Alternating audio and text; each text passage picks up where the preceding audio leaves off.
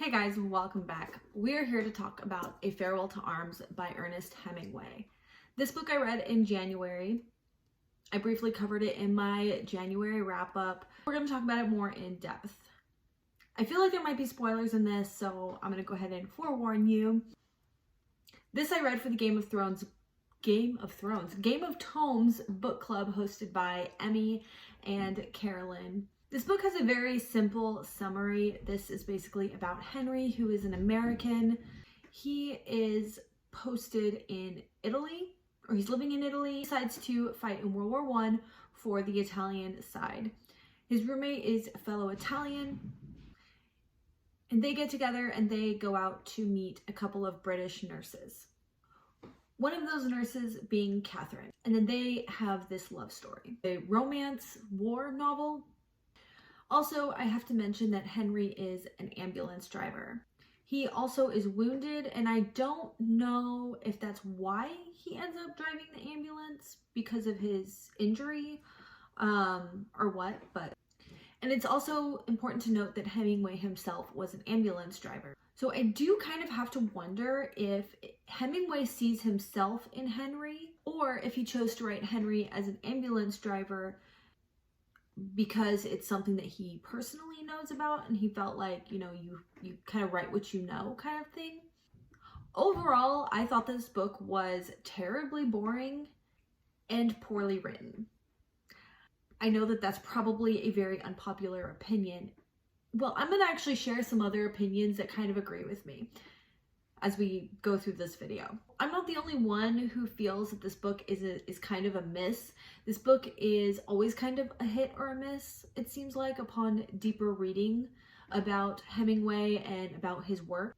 There was an article I read that, unfortunately, I cannot find. It is lost in the World Wide Web, but it does have some opinions of other well-known authors that on the fence about this. They don't seem to love it, they don't seem to hate it, they're just kind of like, it's okay. That seems to be a really popular opinion, and a lot of them kind of have something to say about the writing. I think the article I found was posted by the New Yorker, but I don't know. I tried so hard to look for the article.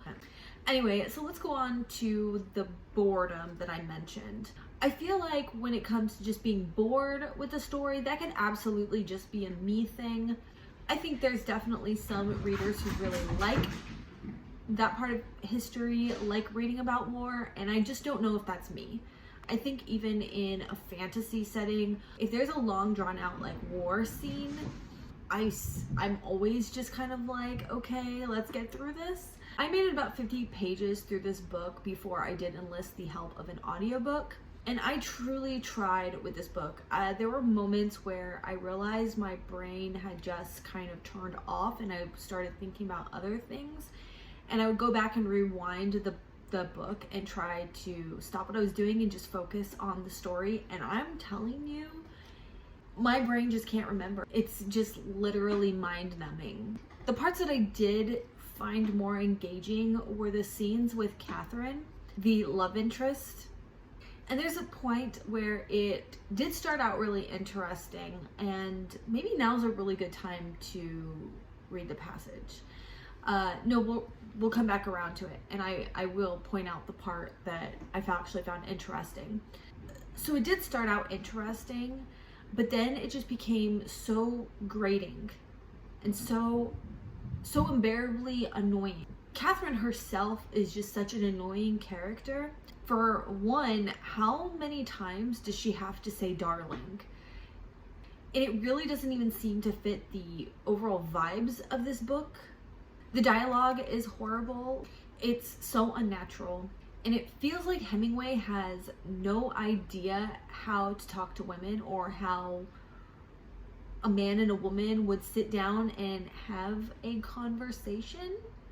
Like, what on earth are they going to talk about? And it seems particular between Catherine and Henry, because I don't recall his other scenes, like the conversations they have with his roommate, to be this bad. So truly, it really does feel like it's particular to his female character. And this might actually be a really good time to segue into reviews, because a lot of the reviews particularly talk about this aspect.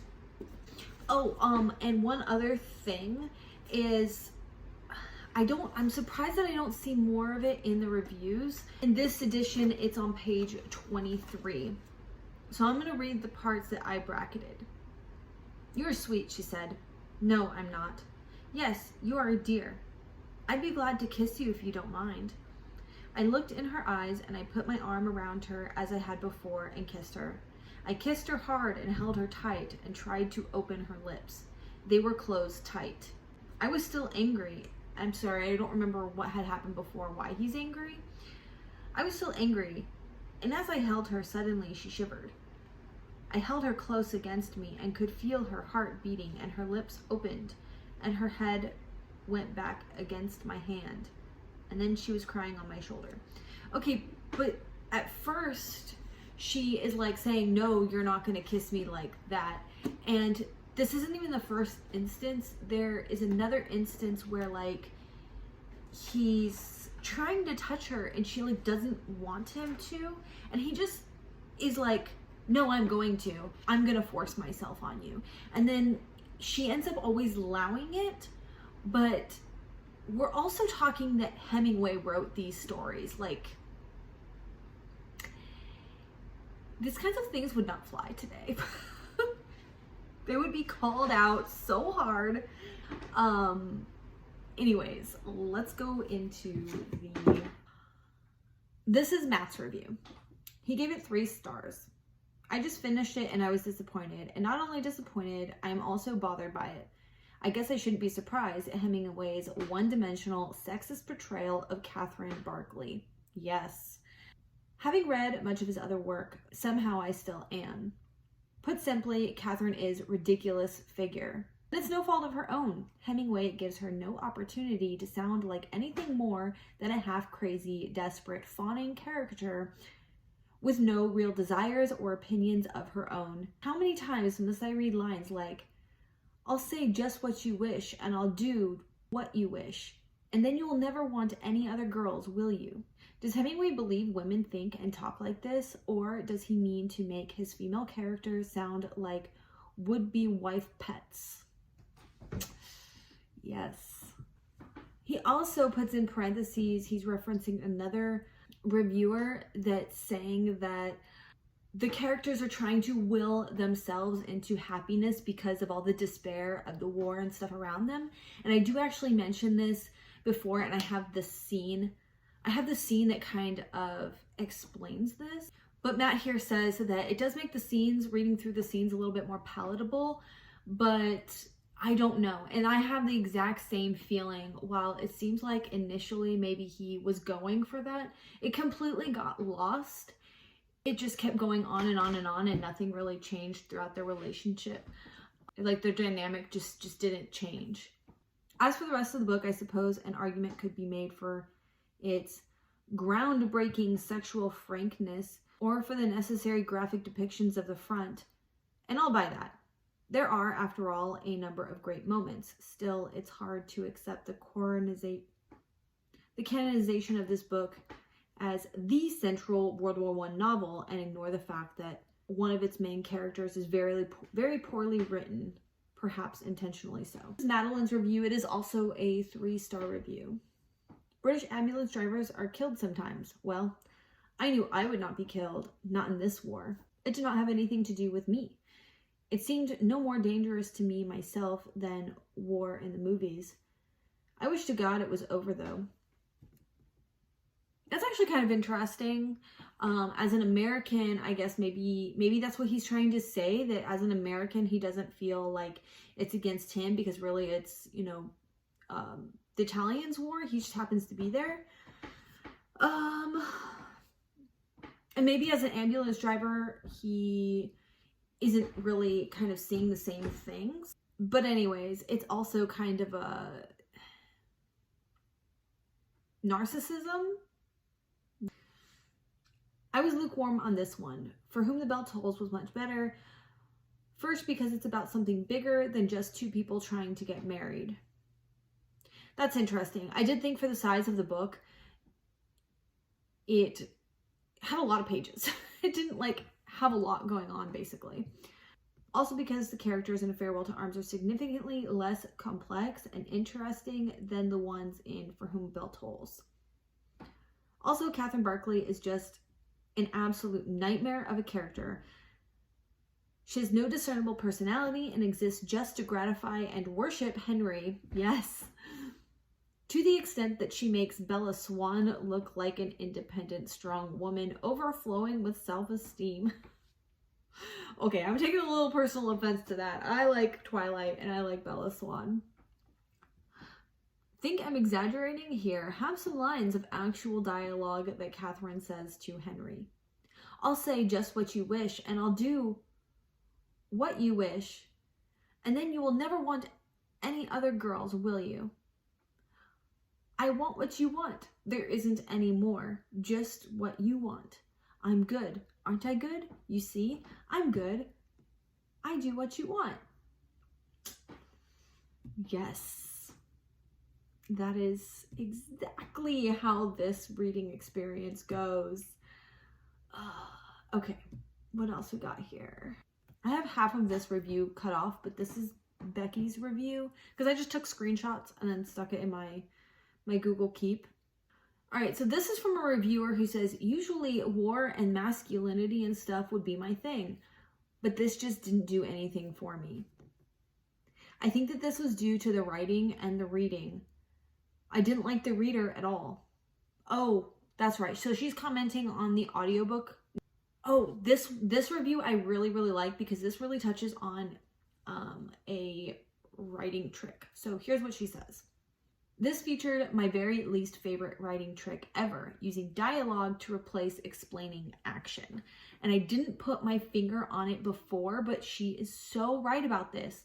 In other novels, where it's written differently, you would have like a scene set up where there's people sitting at a table, for example, and they're having a conversation, and then you would end quotes and then have some explanation as to what's going on, and then maybe move back into some dialogue and have designators of who is speaking.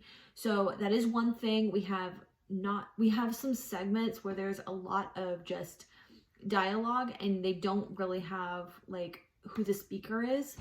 But here's what she says. Quotes. Here, drink this. No, all of it. It will do you good. End quote. Quote. I don't want it. Put it on the table. Here. You drink it all up. There's a good boy. You'll see. It'll do you good, like I say. No, sit down. Listen to me now. Answer the door. I think it's unimportant person number 4 coming to tell us something unimportant. What's he saying? Go, sit back down. I'll tell you everything. So I'm thinking that this person just used an example. I don't think this was directly pulled from the book. But anyways, I definitely agree though. I hate that writing style. The romance aspects, what little I saw, were just as abrasive and annoying. Oh, I love you. Do you love me? Say you love me. Yes, I love you. Oh, you're just saying that. It's the war. You don't mean it. Yes, I do. No, you don't. Yes, really. Okay, sure. Because I love you. But you don't have to lie to me. And she says, blah, shut up. Who cares? And I felt exactly the same. Anna's review. She basically says the exact same thing and almost pulls the exact same quote. Now that I've read this, I'm sure that Hemingway is a scam. The greatest ever April Fool's joke that got out of hand, and it's just too late to go back out. The writing style is artless and the dialogues are worse. Judge for yourself. Oh, I love you. Do you love me? Say you love me. Yes, I love you. Oh, you're just saying that. It's the war. You don't mean it. Etc., etc. Or this. It's raining hard. And you'll always love me, won't you? Yes. And the rain won't make any difference? No. That's good, because I'm afraid of the rain. Why? I don't know, darling. Why? I don't know, darling. I've always been afraid of the rain. I like it. I like to walk in it, but it's very hard on loving. I love you always. Pages upon pages of such gibberish. Neither the war nor love got a fair treatment, and the ending was almost bad enough for me to want to throw my Kindle out the window, as if 300 pages worth of nonsense can't be compensated for with a grotesque ending that is supposed to be a tearjerker. God, I so agree. And here was my response to somebody on Goodreads. I can't remember who it was. I agree with your assessment. I wonder if analysis tries to give more deeper meaning to things than there really are. This is my third Hemingway, and I'm really struggling to see how he's considered one of the best American writers. I know he's sensationalized for his no-nonsense clipped sentences, but I think it's just justifying his lack of variety and vocabulary. I've run across a part where he goes in for an entire paragraph in a run-on sentence, combining different ideas completely by and, then. That's just plain bad grammar. I'm also okay with breaking the rules to a point in language if it's done artfully or on purpose, but it's more cumbersome to read. Also, while I critique grammar, that has never been a personal strong suit in myself, but I'm also not a writer or editor. Okay, and we'll come back around to my explaining that a little bit more. Okay. All right, so that being said, let's go ahead and get back into the writing. Now, the writing style is what seems to be everyone's point of conversation. There's so much commentary on his writing and the supposed style. One second. Where was I? Okay, the writing style. So I have so many thoughts, and I will forewarn you right now, like if you are someone whose negative opinions make you upset, you might not want to watch the rest of this, because I go hard on Hemingway here. Like, I am not nice. I am very mean. And I'm not sorry, because it's just my feelings. Anyways, I was trying to find the most clear way to kind of explain this. So I kind of did a bulleted points of things that people say about his writing, why they say it, and then my reactions or what I think about that. So if that makes sense. Anyways, so people say that his style is attributed to his short clip sentences, creating this very cut and dry style. And they say this for several reasons. A, it's just the way he writes all of his books, and then particularly in this one, that it is to kind of take out the as his attempt to not romanticize war. And we'll come back around to that point, because I think I bring that up later. Yeah. So, okay, fair enough. I can absolutely get on board with that, and just like I said before, I'm absolutely okay with many different types of writing styles as long as they are artful or intentional, or even as a person who can enjoy flowery writing, I also can enjoy that just like getting straight to the point. Every book, every writing style has its place. And I think it's important to have many different styles of writing as well, because you don't want the same stuff. You want something new and fresh and interesting. So anyways, as I said, I think I'm on board with any kind of writing style as long as it's done well. However, I think that there's a problem initially with calling this his style as if it's a choice. I find that his style is very inconsistent, even within the first 50 pages. In chapter, which I personally believe is the best part of this entire book, he uses a lot of description and setting up this beautiful scene and putting in place all this symbolism that I can absolutely understand why this book is so good, because the symbolism is supposed to kind of carry out through the book.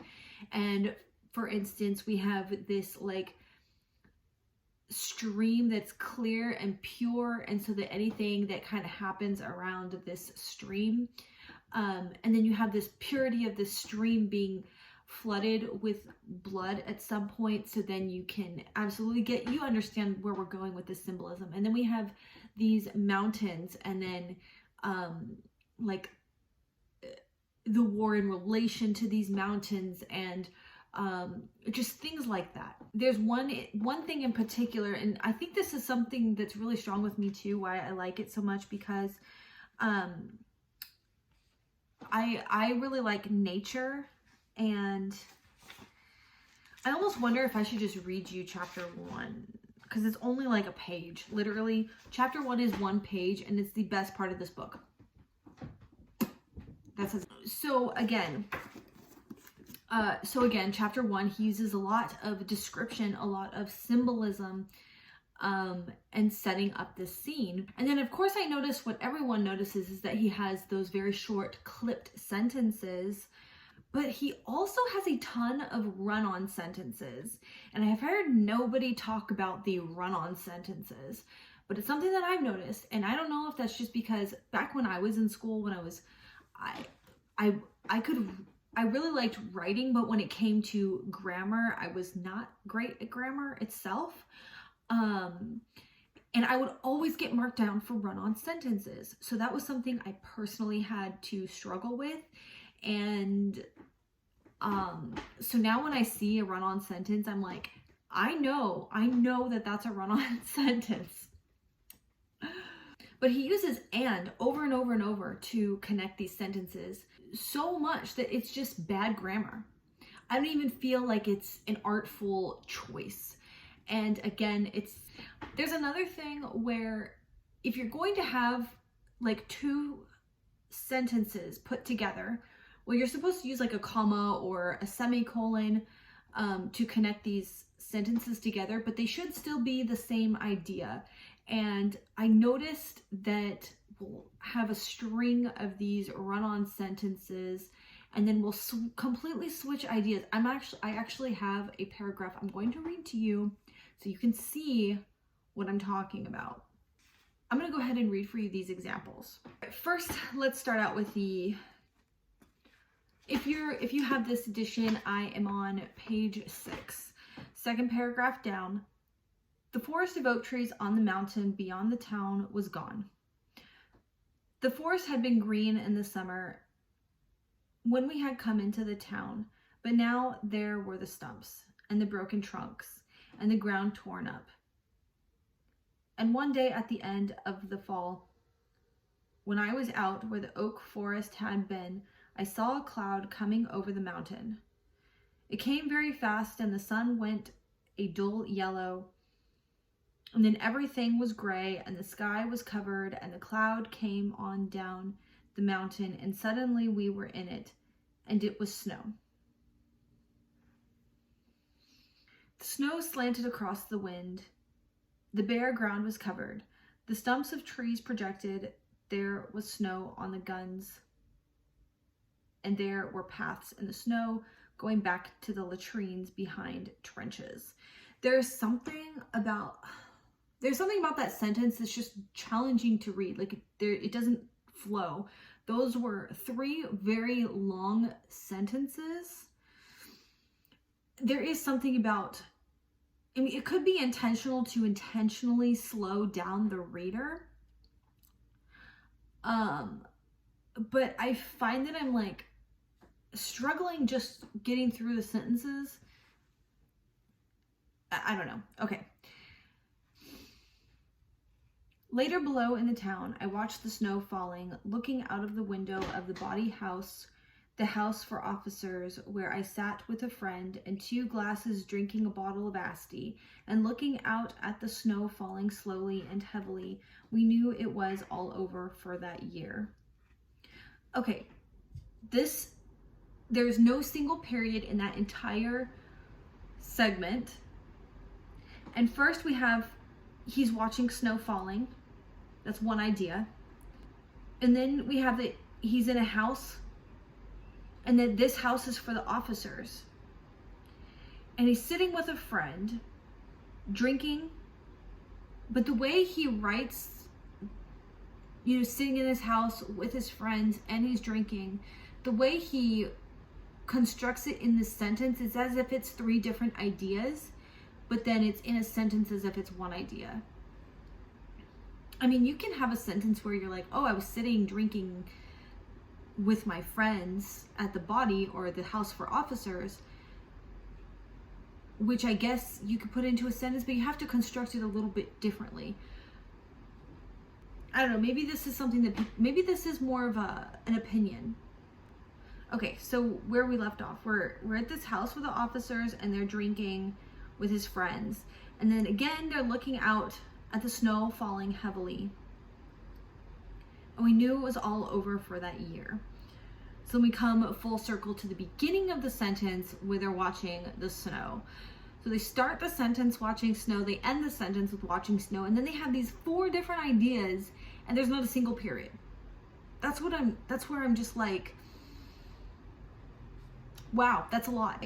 So then, up the river, the mountains had not been taken. None of the mountains beyond the river had been taken. To me, that sentence is completely redundant. That is not a good sentence, in my opinion.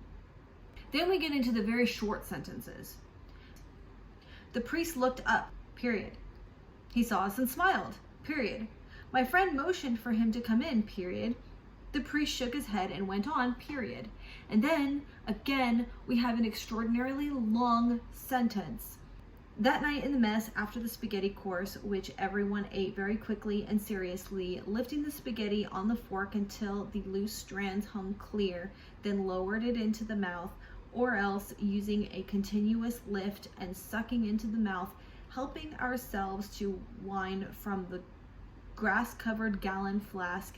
It swung in a metal cradle and you pulled the neck of the flask down with your forefinger, and the wine, clear, red, tannic, and lovely, poured out into the glass held with the same hand. After this course, the captain commenced picking on the priest.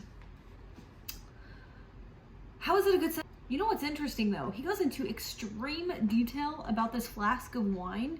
You can see where his priorities are. But do you see the inconsistency there? I don't know. Maybe it's just me. Maybe I truly just don't understand. So I don't understand when people say he has short clipped sentences, because this page illustrates that he does far more run-on sentences than he does those short clipped sentences. And then when you have run-on sentence, run-on sentence, run-on sentence, and then short clipped sentences, there's like 5 of them. And then we go back into this extraordinarily long run-on sentence. I don't get it. So I guess my feelings on that are I just have to strongly disagree. So I also said this in my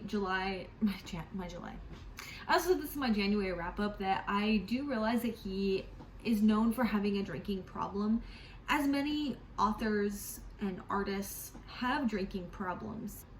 But this truly kind of reads like he wrote this when he was drunk. And it's kind of, I'm going to share this because it makes me laugh. I think it's funny. You know Jackson Pollock? Jackson Pollock makes these large scale splatter paint pieces. And I'm not going to lie, I actually do like the end result. But truly, I could just imagine him walking around his studio with bottle in hand, paintbrush in the other. And that's what I kind of feel is going on here. I'm just kidding. All seriousness aside, I do realize it takes a hell of a lot more effort to write a book than splatter paint. I do think that his writing is terrible. And maybe it is just an opinion. And maybe I don't understand.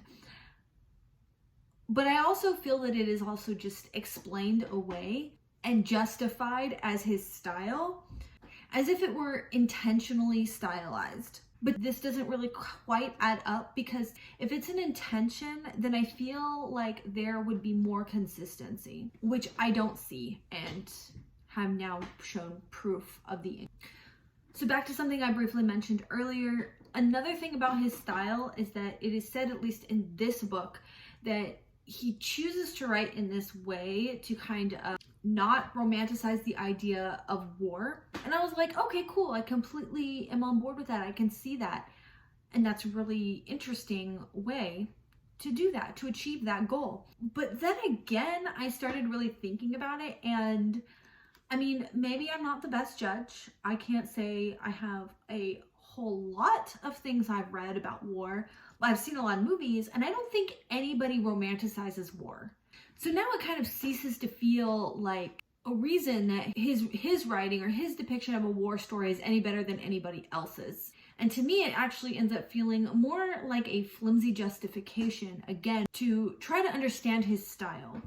However, one thing that I actually do like is the soldiers are maybe not used to is probably not the best terminology, but they're used to this war and this turmoil, but they'll kind of be going about their day and having just these mundane conversations about what's going on, go into the market, and then they're gonna be like, they'll weave in something terrible and tragic that's like a testament to the devastation of this war that they're in the midst of. Like, they'll, for example, I think there actually is a scene.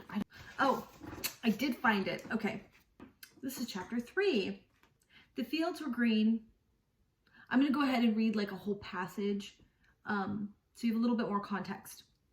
The fields were green, and there were small green shoots on the vines. The trees along the road had small leaves, and a breeze came from the sea.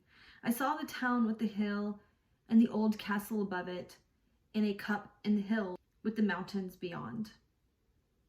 Brown mountains with a little green on their slopes. In the town there were more guns. There were some new hospitals. You met British men and sometimes women on the street, and a few more houses had been hit by shell fire. It was warm like the spring, and I walked down the alleyway of trees, warmed by the sun on the wall, and found we still lived in the same house, and it all looked the same as when I had left it. So you have this beautiful scene, right? And it feels hopeful and everything else. And then you have, oh, but it was hit by shell fire. And so he does this consistently where he kind of downplays the devastation, and I actually really do like that. There's also another point where I noticed this in particular is referenced to quite a lot. He basically uses the word only to describe how many people had died. Okay. Anyways, I can't find the other part, but again, there's another scene that's actually referenced to quite a lot, and it's a part where he's talking about like how many people had died, but he says, oh, but only so many people had died. And he uses that word only to completely downplay the devastation. The only thing about that is that they're trying to say that his reasoning for doing this is to, how did they say it? Something about how this has permeated through their life so much that it's just like wherever they go, this is what they see, this is their life. Again, there's something about that I actually really like. But then again, on the other side, if you see it from a different perspective, maybe it's a sign that he just doesn't care, that he doesn't care that much. As we know, Hemingway is known for his misogyny. I guess you would call it toxic masculinity as well, because he's like this manly man and he likes to fight. Like, even not in his books, he is characterized as a person who would instigate fights because he just has to be this manly brute of a guy. And then we also know how he treats women poorly, and that's not just in his books. He was married like 4 times or something. So I do think that the way he personifies women in his books is probably how he actually sees women, which is, he kind of doesn't even see them quite as human beings. He more sees them through this lens of what they can do for him, and it shows. If a modern day writer did these kinds of things, it would not fly. Sometimes I wonder if why people study his books are a way to kind of see who Hemingway is, what he's all about, his views on the world, more so than reading his books because it's actually a quality, engaging story. I personally felt nothing but grating, irritation, annoyance, and boredom during my experience with this book. Such a scathing review, and it's so mean, I realize, but there is a few good things, and I would like to leave this scathing review off on a good note. One thing that Carolyn actually mentions is the nurses, the British nurses, but nurses in general, women in the war, the fact that she did have a lot of rules. She's not supposed to have relations. She's supposed to be a curfew, and her whereabouts are supposed to be accounted for at all times. And I thought that that was very interesting. That's not something that I got from the novel, but I really appreciate that insight. Again, in the first chapter, I thought that it was a beautiful, fresh start to the book. I felt like Hemingway had a passion for the story that he was about to tell. The beauty and the symbolism was there, and there's even parts later on after the first chapter I can absolutely acknowledge that he brings back that symbolism into it. Unfortunately, it is very unfortunate for me. Obviously, I don't want to read books that I don't enjoy, but I really tried to latch on to those moments and kind of see this through a different lens. Even if I didn't like Catherine, I tried to see it for the other strong points of this book, and I just could not hang on to them at all. There is one scene between Henry and Catherine that I really did like, and I'm going to go ahead and read that passage for you. It's at the end of chapter 6 on page 26. "You did say you loved me, didn't you?" "Yes," I lied. "I love you." I had not said it before. "And you call me Catherine?" "Catherine." He walked on away and were stopped under a tree. "Say, I've come back to Catherine in the night." Why? That made no sense for a second. "And you call me Catherine?" "Catherine." He walked on away and were stopped under a tree. That reads so awkward. Is it just me? Does that read really awkward? "Say, I've come back to Catherine in the night." Oh, is he telling her to say that? Because it's say and then it's quotations within quotations. So he's trying to say, "I've come back to Catherine in the night." Oh, see what I'm talking about? So she is telling him to say this line, "I've come back to Catherine in the night." So then repeat, "I've come back to Catherine in the night." "Oh, darling, you have come back, haven't you?" My brain's gonna explode. "Yes, I love you so, and it's been awful. You won't go away?" "No, I'll always come back." "Oh, I love you so." "Please put your hand there again." "It's not been away." Talking about his hand. And where exactly is his hand? I'm just trying to picture it here. You can't picture it. "I turned her so I could see her face when I kissed her, and I saw that her eyes were shut. I kissed both her shut eyes. I thought she was probably a little crazy." It was all right if she was. I did not care what I was getting into. This was better than going every evening to the house for officers where the girls climbed all over you and put your cap on backward as a sign of affection between their trips upstairs with brother officers. I knew I did not love Catherine Barclay, nor had any idea of loving her. This was a game, like bridge, in which you said things instead of playing cards. Like bridge, you had to pretend you were playing for money or playing for some stakes. Nobody had mentioned what the stakes were. It was all right with me. "I wish there was some place we could go," I said. I was experiencing the masculine difficulty of making love very long standing up. So I got really confused by that line. So are they doing it? Are they doing it just standing out there wherever they are? "There isn't any place," she said. She came back from wherever she had been. Well, where had she been? "We might sit there just for a little while." We sat on the flat stone bench and I held Catherine Barclay's hand. She would not let me put my arm around her. "Are you very tired?" she asked. "No." She looked down at the grass. "This is a rotten game we play, isn't it?" "What game?" "Don't be dull." "I'm not, on purpose." "You're a nice boy," she said, "and you play it as well as you know how. But it's a rotten game. Do you always know what people think?" "Not always, but I do with you." "You don't have to pretend you love me. That's over for the evening. Is there anything you'd like to talk about?" "But I do love you." Please let's not lie when we don't have to. I had a very fine little show, and I'm all right now. You see, I'm not mad, and I'm not gone off. It's only a little sometimes. I pressed her hand. Dear Catherine, it sounds very funny now, Catherine. You don't pronounce it very much alike. But you're very nice. You're a very good boy. You know what else is just unnerving about it? Is she's talking down to him like he's a little boy. There's something about that that's kind of gross. I don't know why. That's what the priest said. Yes, you're a very good boy.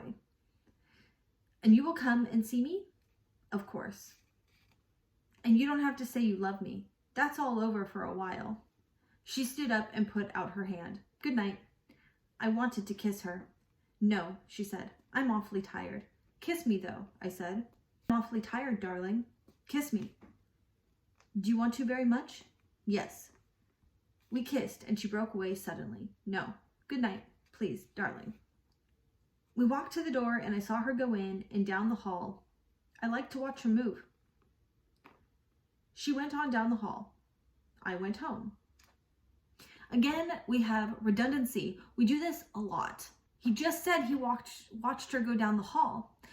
So we have these moments where we explain things 2 or 3 times, but then even in like these other situations earlier on in this passage, I have no idea. They're just like these little floating talking heads in the sky. And sometimes I don't even know who's speaking. It is very confusing. I was trying to be positive about this scene and saying that I did like this scene because it shows that the way I took it was, so I found that to be, real and raw, placing the reality in this war story that there is no real romance. These characters, they're just confiding in each other, knowingly using each other to have just a glimmer of hope and happiness during all this horrible stuff going on around them constantly. And I thought that that was great. And I actually think that the ending kind of blurred that message because, as we know, they do end up falling in love, or they at least end up with the consequences of affair. And I kind of feel like a better way to have ended it, or to maintain that message of this role-playing thing, would have just been to dissolve the relationship.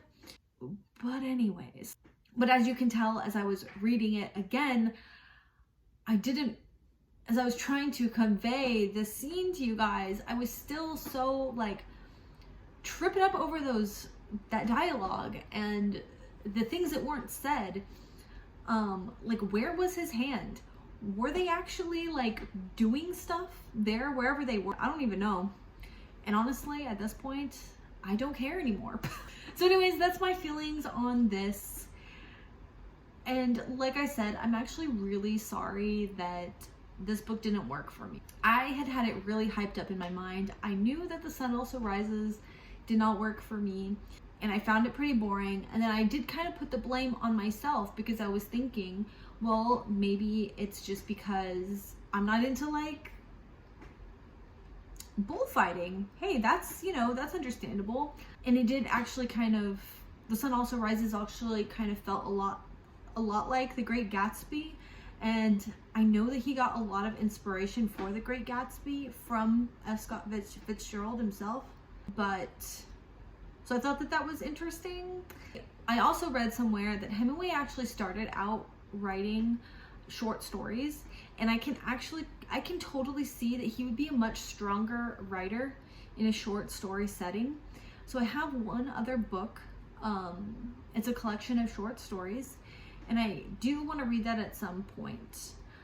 But for right now, it's probably gonna be a while because I have a bad taste in my mouth about him. Or maybe I will try to read it sooner rather than later. Anyways, thank you so much for watching, and I will see you soon. Bye.